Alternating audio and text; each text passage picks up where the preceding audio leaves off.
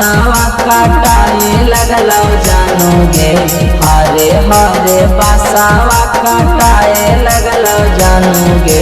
छोड़ के जाइए ससुराल गे, छोड़ के जाइए ससुराल गे।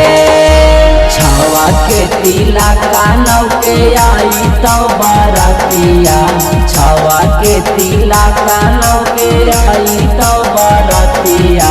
दास के हो जाए वीरान गे, दास के हो जाए वीरान गे।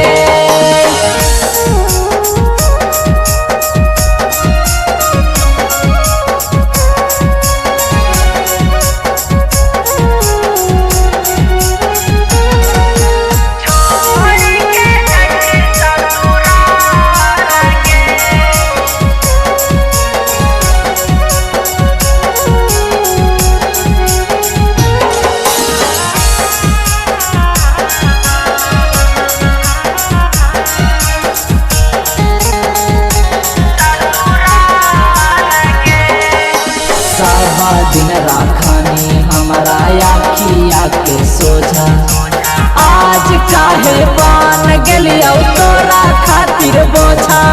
आगे काहे से कहेंगे हो, सब दिन राखनी हमारा आखिया के सोझा, आज काहे बन गेलियो तोरा खातिर बोझा। बीतल साथे दिनवा सताए लगलो जानोगे, बीतल साथे दिनवा सताए लगलो जानोगे। छोड़ के जाइए ससुराल गे, छोड़ के जाइए ससुराल गे।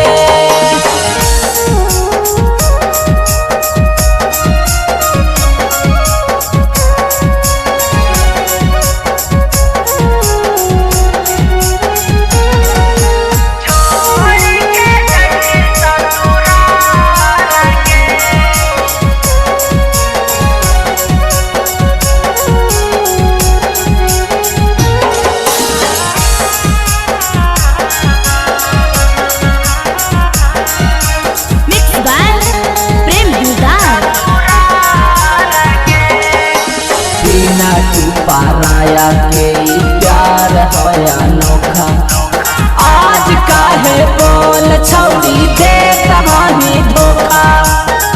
तोरा में कैसे रहोगे, बिना तू पाराया के प्यार है अनोखा, आज काहे बोल छौड़ी दे कहानी धोखा। शादी वाला कार्डवा बाटाए लगलो जानोगे, शादी वाला